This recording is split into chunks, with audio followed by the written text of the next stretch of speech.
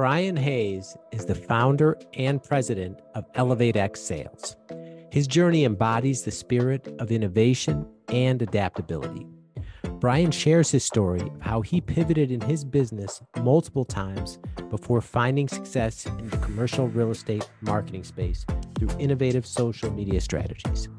From navigating the challenges of the COVID era to identifying new market gaps, Bryan's journey is a testament to the power of persistence and adaptability. Get ready for a conversation packed with insights on entrepreneurship, real estate, and the importance of following your passion. And as always, if you find value from this content, please like and subscribe. And now here's my conversation with Bryan Hayes. Enjoy. Hello, everyone, and welcome to another episode of the Beyond Fulfillment Podcast. I'm your host, Dave Goulis, and this week, my guest is the founder and president of ElevateX Sales, Bryan Hayes. Welcome, Bryan. Hello, everyone. Hello. Thank you for having me. It's a pleasure. Yeah, thanks so much for being here. If you could, for everyone, Bryan, can you tell us what ElevateX Sales is and how it got started? Well, besides a tongue twister, ElevateX Sales, we're all about commercial real estate. And what we're passionate about is revolutionizing the way commercial properties approach marketing and sales. You know, I believe in the power of innovation and the importance of building a genuine connection. And that's why I've crafted a dynamic suite of services offered to commercial real estate owners to skyrocket their online presence and attract high quality leads that sign deals. Because that's the hardest part about commercial real estate is finding those leads. And our team of experts are dedicated to creating captivating social media content and showcasing the unique value of the property to spark engagement with the target audience and gain traction for the interested vacant spaces at the property. I founded the company in October, this past October, and it actually, funny enough, started as an e-learning company. I left the brokerage community and decided what was I going to do with the rest of my life, and decided that sales training might be something. Started with that, had a misunderstanding with a media company. And so then I was like, oh, maybe e-learning is not going to turn a profit like I thought. And so then I did sales agency, picked up several clients, and was doing third-party outreach on their behalf as if we're an extension of their company. And saw some success, but didn't see it long-term. And so then I thought, okay, what am I good at? Let's go back to my roots. And that was commercial real estate. And I saw a gap in the market when it comes to the broker, landlord, tenant representation kind of relationship. And there's a gap between you only know there's a deal if you have a broker and they know the broker that's representing the landlord. There's no ownership group or a broker that's kind of putting it out there to Google or SEO or doing really any of that besides industry standard CoStar and LoopNet, and it costs a lot of money. So I saw that gap and was like, hey, let's put some properties on social media, just like residential agents. They're putting some, personality behind the actual vacant space. So that's what we're doing at ElevateX Sales. Okay, so lots to unpack there. The first thing I want to get to. So you started the company back in October. Yep. We're recording this. We're in June 2024, so that's about 8 months or so. And you already pivoted twice. Third time I'm pivoting. Yeah. Third time. Okay, from the original intent direction of the company. Yep. And that's something every entrepreneur can relate to in terms of having to pivot, or when should you pivot, or things not going as planned. So what was the decision like to make a sharp turn so quickly when you just launched and you say, okay, maybe I made a mistake here, I need to go this way? Like, what was that process like for you? It was difficult, and you have to get data and you have to get information to make an informed decision. And you're trying to sell something, but it doesn't matter how great the product is if no one's there to buy it. And so you have to understand that you're making a product or service that someone needs to purchase. And so you need to listen to your customers, listen to who's signing your check. It's your real boss. And I just got some information from individuals and customers and potential customers and clients and people that I trusted. And they said, hey, Bryan, not that it wouldn't work, but they just gave me information that opened my eyes to possibilities. Okay. And now with this new direction with commercial real estate, that's an area you have a lot of experience in, correct? Correct. Correct. I worked with it's like a franchise of NAI Global. It's a top 5 firm globally, and it's their local affiliate office called NAI Robert Lynn. I was in their retail division, actually, and I focused on urban retail landlord and tenant representation. So anything within downtown, uptown, the high density areas, that was my market of focus. And I made a pivot in commercial real estate as well. I mean, I had to pivot, yeah, 3 times because we had COVID. So I started my career with NAI in 2019, right before COVID. The mid 2019, got out of their little training program, and COVID had happened in March, and I signed up several clients prior to that. And my market, you'd say the high density areas were probably the most affected, and that's 100% true. And then we had riots, and that changed a lot. When you see boarded up storefronts, no one's going to be leasing that, especially when you go into an area that has been affected by the riots and you see your sign that you're trying to lease something, your livelihood, trying to communicate to somebody, hey, this is available, and the window's broken and your sign's on the ground. So it almost pushed me out of the industry, not that specifically, but just COVID and then that. And then I was like, no, I kind of doubled down on urban, and I looked up and I was like, high rise buildings, let me try and do something office related. And it was called adaptive reuse, where you change office to residential. And so I represented a client that wanted to put hospitality and hotel in several contiguous floors. So, like, let's say it's a 20-story building, they wanted stories 19 to 20, and it would be mixed use, and they would do a hospitality component.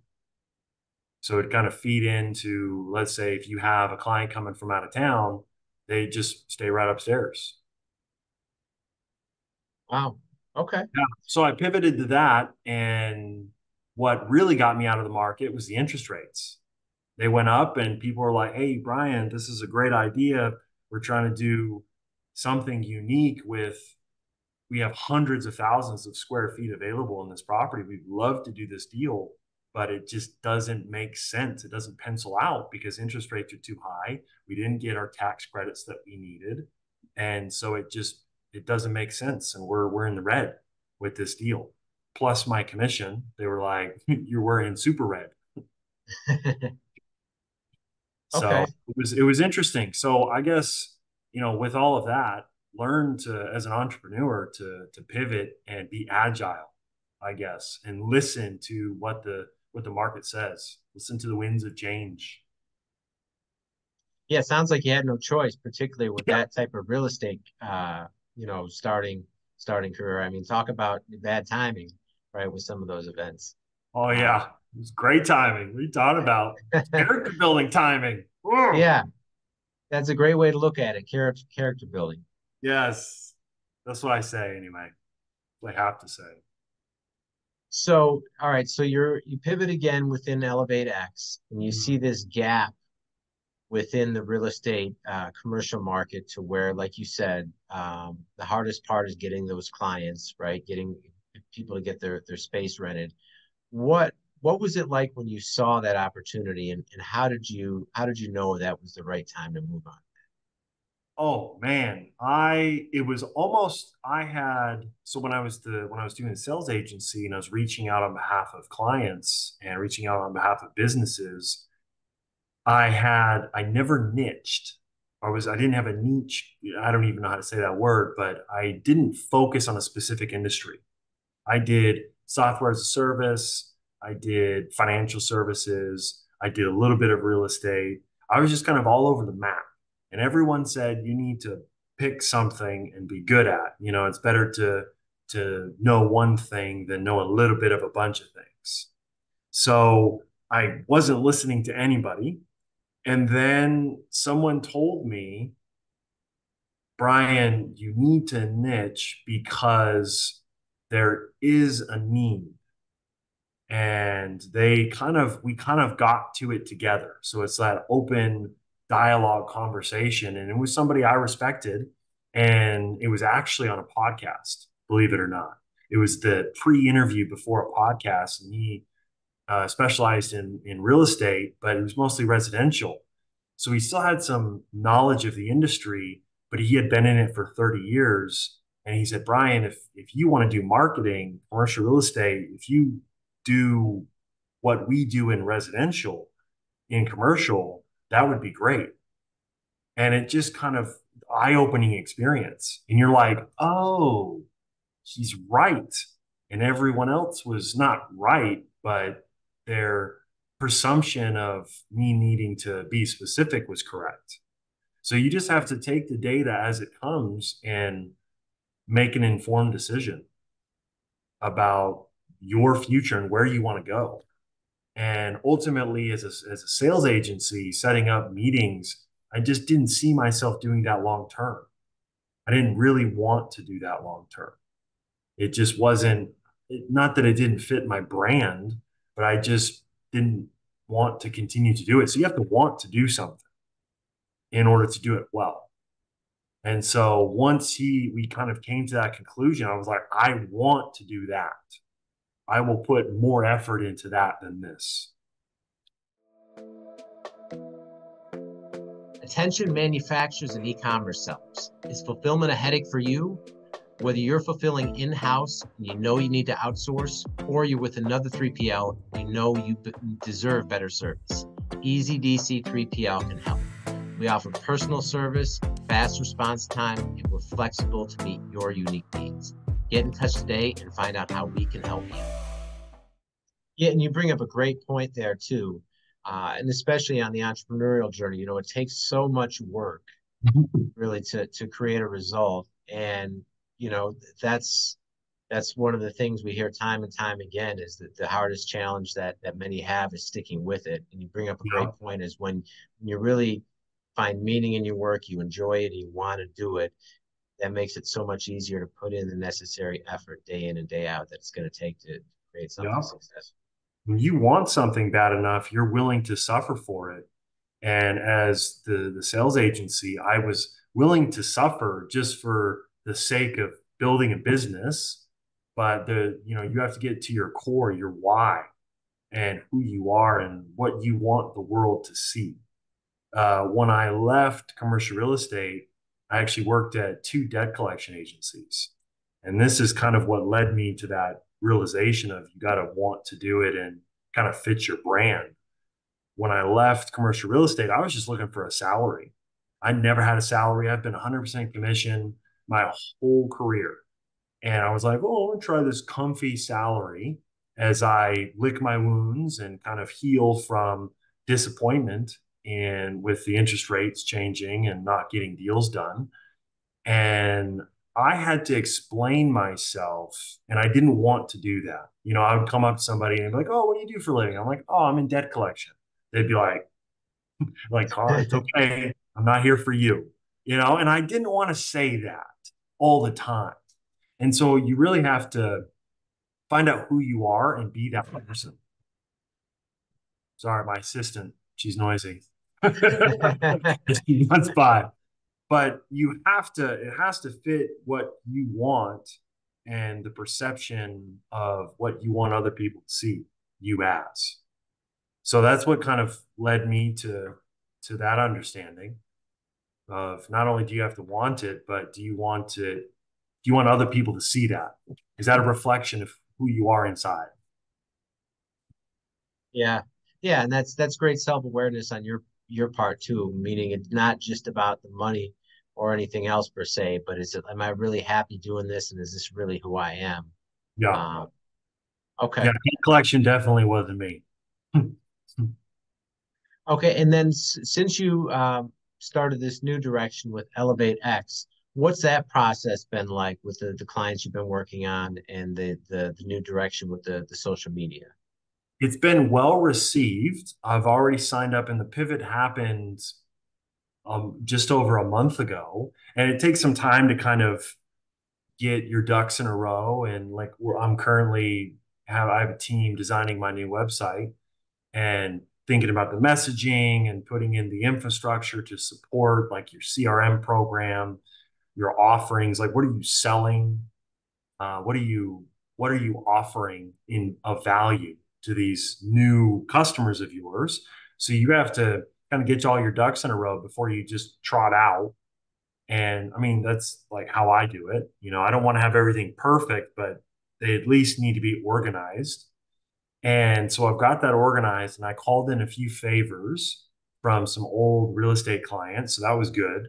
You always want to start with those warm leads, if you will, and called in those favors, and they're willing to be the guinea pig. And so, first client is Lumbeck. It's a company based out of Canada. They own about 300 properties. Two of the properties are here in Dallas, Texas. One mid-rise office building, and another one is downtown Central Business District, a 54 high-rise office. And they're struggling to do a lot of deals and have been struggling for several years now. The property is currently almost 60% vacant. And so they need to try something. So not only do you need to look for a need, you need to look for like a super need. Like, I need this, they need your product badly. And it's easier to sell that, because you're bringing a solution that either they didn't think about or they're looking for, or they're like, you know what, that makes sense. Let's at least try that. So they're giving us a 6 month term and trying it out. Slowly, I have more offerings to offer them, but we're starting on social media, and they're receptive because they're like, look, well, apparently we're doing something, or we need to do something different.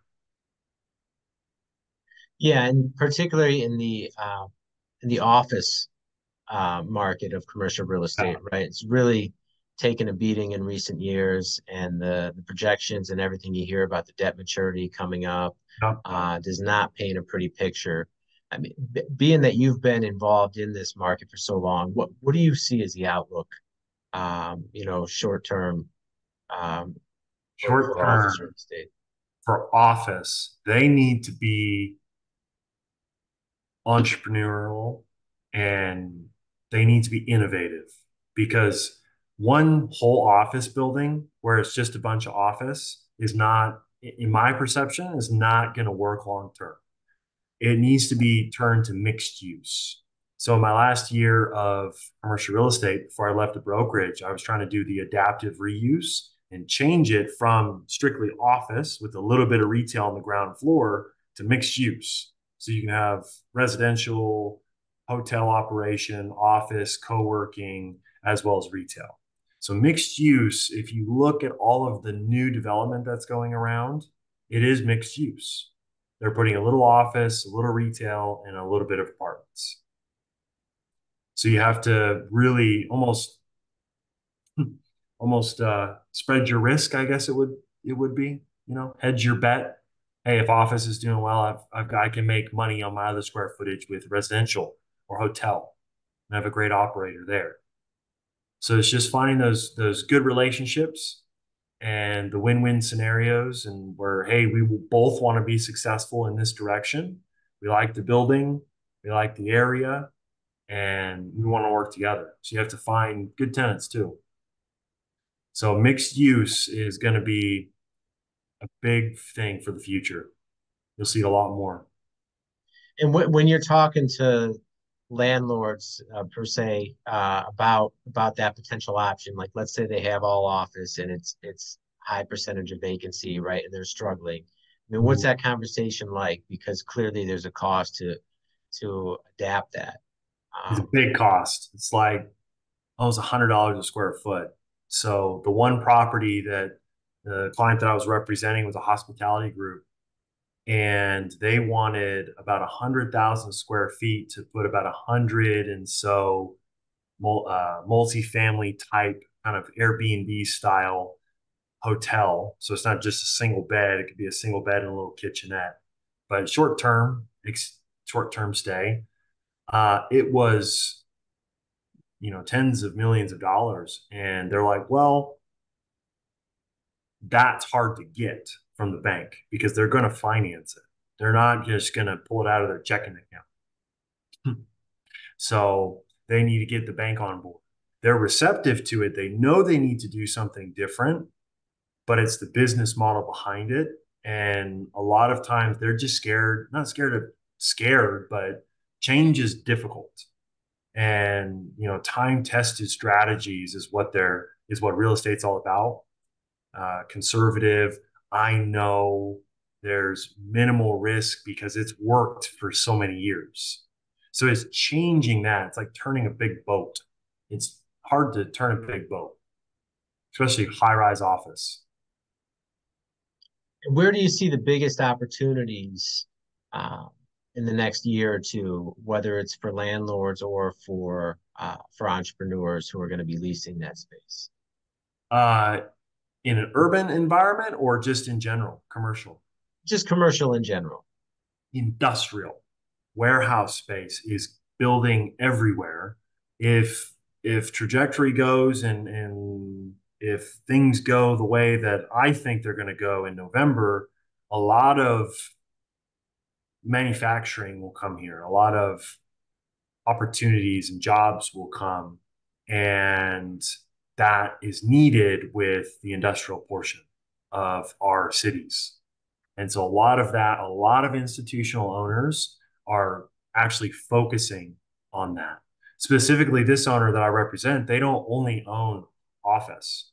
They own some office, but they own a large, like 15 million square feet of industrial just in Nashville, Tennessee.